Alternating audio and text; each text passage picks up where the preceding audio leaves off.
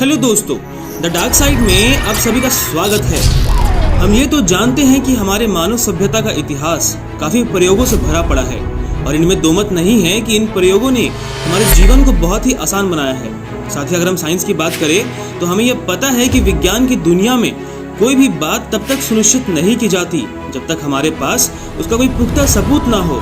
और इन्हीं सबूतों की तलाश में हमारे वैज्ञानिक कई तरह के एक्सपेरिमेंट्स किया करते हैं। इन्हीं एक्सपेरिमेंट्स के बीच कुछ अजीबोगरीब एक्सपेरिमेंट्स ऐसे भी हैं जिसे ना तो आज तक सामाजिक सभ्यता से मंजूरी मिली और ना ही इंसानों की दृष्टि से कभी इसे नैतिक भाव से देखा गया।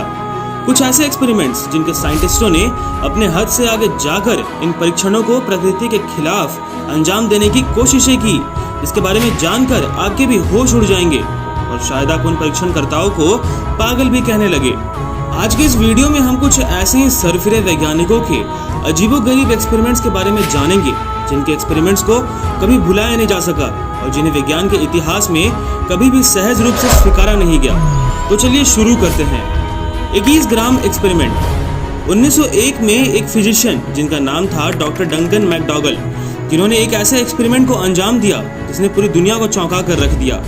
उन्होंने इंसानों की सोल यानी आत्मा की वजन मापने की कोशिश की, जिसके लिए उन्होंने कुछ ऐसे 6 पेशेंट्स को चुना जिनकी मृत्यु जल्द ही होने वाली थी। साथ ही इस एक्सपेरिमेंट के लिए मैकडॉगल ने अपने 4 अन्य साथी डॉक्टरों को भी शामिल किया। वहीं कुछ दिनों बाद जब मैकडॉगल को लगने लगा कि ये पेशेंट्स मरने वाले हैं, तो उन्होंने इन पेशेंट्स को एक खास तरह के डिजाइन किए गए फेयरबैंक्स वेट स्केल पर लिटाया और बहुत ही बारीकी से उनकी वजन मापी, ताकि उनके मरने के बाद जो वजन आए उससे उनकी तुलना कर आत्मा की वजन का पता लगाया जा सके। एक एक करके उन्होंने सभी लोगों पर अपना प्रयोग किया। पहले पेशेंट के मरने के बाद जब उसकी वजन दोबारा की गई तो उसमें 21.3 ग्राम की कमी आई। दूसरे पेशेंट का वजन मरने के बाद कम तो हुआ, लेकिन कुछ ही सेकंड्स बाद उस पेशेंट का वजन पहले जितना ही हो गया। दूसरे 2 पेशेंट्स के वजन में भी कमी आई, लेकिन कुछ ही मिनटों बाद उनका वजन समान रूप से और भी ज्यादा कम हो गया। हालांकि आखिरी के 2 पेशेंट्स के वजन को नजरअंदाज कर दिया गया, क्योंकि मैकडॉगल के अनुसार एक पेशेंट के मौत के समय स्केल ठीक से एडजस्ट नहीं हो सकी थी और वहीं आखिरी पेशेंट की मौत इक्विपमेंट को सेट करते वक्त ही हो गई, जिसकी वजह से उसका वजन मापा नहीं जा सका। और कुछ इसी तरह डंकन मैकडॉगल ने पेशेंट्स पर किए गए इस रिसर्च को पूरा किया। हालांकि इस प्रयोग में सभी के वजन का अंतर अलग अलग आया, लेकिन सारे रिपोर्ट्स को कलेक्ट कर मैकडॉगल ने आत्मा की औसतन वजन को 21 ग्राम बताया। कुछ समय बाद 1907 में जब अन्य वैज्ञानिकों और लोगों को इस एक्सपेरिमेंट के बारे में पता चला तो काफी सवाल खड़े किए गए और ये कहा गया कि आत्मा जैसी कोई चीज होती ही नहीं। अगर होती तो सारे लोगों के मरने के बाद सभी का वजन में एक समान कमी आती, पर ऐसा नहीं हुआ। वहीं उन वैज्ञानिकों का ये भी कहना है कि सभी के वजनों में कमी मौत के बाद शरीर में होने वाले बदलाव की वजह से होती है, जैसे शरीर का सिकुड़ना, ब्लड का क्लॉट होना, फेफड़ों से हवा बाहर निकलना और भी बहुत कुछ। इस बात पर डंकन मैकडॉगल ने सभी को गलत साबित करने के लिए अपने अगले रिसर्च पर आत्माओं की वजन के साथ साथ उनकी तस्वीरें लेने की भी ठानी।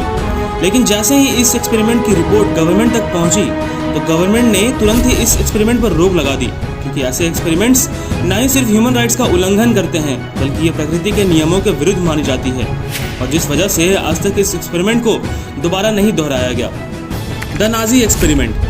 द्वितीय विश्व युद्ध के दौरान जब हिटलर की दहशतगर्दी जारी थी तो वहीं कुछ जर्मन साइंटिस्ट बंदी बनाए हुए कैदियों पर कई तरह के खतरनाक और दर्दनाक एक्सपेरिमेंट्स किया करते थे। वे इन एक्सपेरिमेंट्स के परिणाम देखना चाहते थे ताकि वे बाद में इसे अपने सैनिकों में इस्तेमाल कर सके। और इन सारे साइंटिस्टों के अधिनायक थे जोसेफ मेंगले, जिसे एंजल ऑफ डेथ के नाम से भी जाना जाता है। जोसेफ एक कट्टर नाजी था और उसने ऐसे कई खतरनाक एक्सपेरिमेंट्स किए थे जिसके खुलासे से पूरी दुनिया कांप उठी थी। जोसेफ को जुड़वा बच्चों में बहुत ही गहरी रुचि थी। वो हर बार लाए हुए नए बंदिशियों में जुड़वा बच्चों को तलाशता कि इस बार कोई जुड़वा बच्चा आ जाए, और ऐसे बच्चों के मिल जाने पर उनको उनकी उम्र और जेंडर के हिसाब से अलग अलग रखा जाता था। मेंगले ट्विंस को लेकर काफ़ी सरफिरा था। वो अक्सर उन जुड़वा बच्चों में तरह तरह के एक्सपेरिमेंट्स किया करता था, यहाँ तक कि वो उन बच्चों को स्टिच यानी सींचता था। उनके चमड़े, उनकी मांसपेशियाँ, उनके नसें और यहाँ तक कि उनके ऑर्गन्स भी, ताकि वो उनको कॉन्जॉइंट ट्विंस बना सके, जिसे हम सियामिस ट्विंस भी कहते हैं। ऐसे ट्विंस जो अधिकतर बचपन से ही आपस में जुड़े होते हैं। पर इन मासूम बच्चों को अक्सर गैंग्रीन नाम की एक बीमारी हो जाया करती थी, जिससे इन बच्चों को काफ़ी तकलीफ हुआ करती थी और ये एक दर्दनाक मौत मर जाया करते थे। इतना ही नहीं, जोसेफ हर 11-12 साल के बच्चों को कुर्सियों से बांध दिया करता था ताकि वो हिल ना सके, और उनके सिर पर एक मशीनी हथौड़े के जरिए हर थोड़ी देर में मारा करता था, जिसके दर्द से वो बच्चे खूब चिल्लाते और कुछ ही देर बाद या तो वो पागल हो जाते या उनकी वहीं पे दर्दनाक मौत हो जाया करती थी। साथ ही जोसेफ और भी बहुत सारे एक्सपेरिमेंट्स उन कैदियों पर किया करता था, जैसे लोगों को प्रेशर चेम्बर्स में डालना, उन्हें बर्फ में जमा कर मारना, नसबंदी करना, अंदरूनी अंगों को शरीर से अलग करना, लिंगों को बदलना, ऊंचाइयों से फेंक देना, भूखे रखना और भी बहुत कुछ।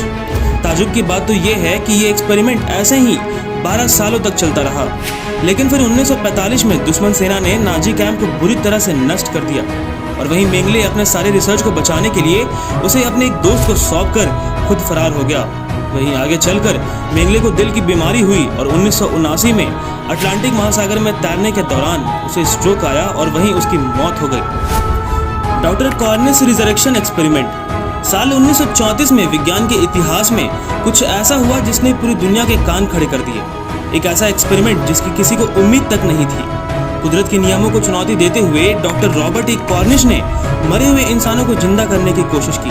उनका मानना था कि किसी भी इंसान की मृत्यु होने के बाद उनके अंदर का रक्त प्रवाह बंद हो जाता है, तो अगर उस रक्त प्रवाह को फिर से शुरू कर दिया जाए तो उस व्यक्ति को वापस जिंदा किया जा सकता है। और इस बात को साबित करने के लिए उन्होंने कुछ मरे हुए पेशेंट्स को चुना और उनके शरीर में एड्रेनालाइन और एंटीकोएगुलेंट्स के मिक्सचर का इंजेक्शन दिया ताकि खून पतला हो सके और शरीर में तेजी से रक्त प्रवाह कराया जा सके। साथ ही इस एक्सपेरिमेंट को पूरा करने के लिए उन्होंने एक टीटर बोर्ड की सहायता ली, जो कि एक आम सीसॉ बोर्ड जैसा होता है। इस प्रयोग में रॉबर्ट मरे हुए व्यक्ति को उस टीटर बोर्ड पर लिटाते और जोर जोर से ऊपर नीचे घुमाते, जिससे शरीर के अंदर रक्त प्रवाह वापस से शुरू किया जा सके। लेकिन कोई भी मृत फिर से जिंदा नहीं हो सका, जिसके बाद रॉबर्ट ने इस एक्सपेरिमेंट को जानवरों पर करने की ठानी और इसके लिए उन्होंने 5 कुत्तों का चयन किया, जिसके नाम लैजरस 1, 2, 3, 4 और 5 रखा गया। वहीं इस एक्सपेरिमेंट के दौरान रॉबर्ट ने 5 कुत्तों को नाइट्रोजन गैस मिक्सचर देकर मार दिया और समान प्रक्रिया के साथ उन्हें भी उसी टीटर बोर्ड पर लिटाकर जोर जोर से ऊपर नीचे घुमाया गया। और आपको ये जान के हैरानी होगी कि इनमें से पहले 3 कुत्ते कुछ समय के लिए वापस जिंदा हो गए, लेकिन कुछ देर बाद वो कोमा में चले गए।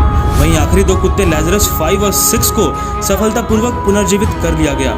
इस प्रयोग में हासिल किए गए कामयाबी के बाद वो इसे और भी आगे बढ़ाना चाहते थे, लेकिन यूएस की सरकार ने ऐसे प्रयोगों पर रोक लगा दिया, क्योंकि किसी भी मरे हुए इंसान पर कोई भी प्रयोग करना सभ्यता की दृष्टि से अनैतिक है। रिवाइवल्स ऑफ ऑर्गेनिज्म 1940 में रशिया में जानवरों पर किए गए कुछ बेहद ही खौफनाक और डरावने प्रयोग सामने आए। इन्हीं में से एक प्रयोग ऐसा था जिसने सभी को चौंका कर रख दिया था। दरअसल इस एक्सपेरिमेंट में वैज्ञानिकों ने एक कुत्ते के कटे हुए सर को जिंदा रखने की कोशिश की थी।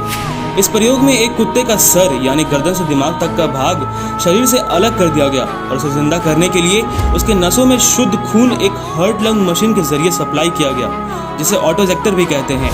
गौरतलब की बात तो ये है कि कुछ देर बाद खून का प्रवाह शुरू होने पर कुत्ते में कुछ हलचल देखी जाने लगी, जैसे आवाज सुनने पर कानों का हिलाना, तेज रोशनी के आंखों पर पड़ने से पलकों का झपकाना और जीभ से अपनी नाक को चाटना।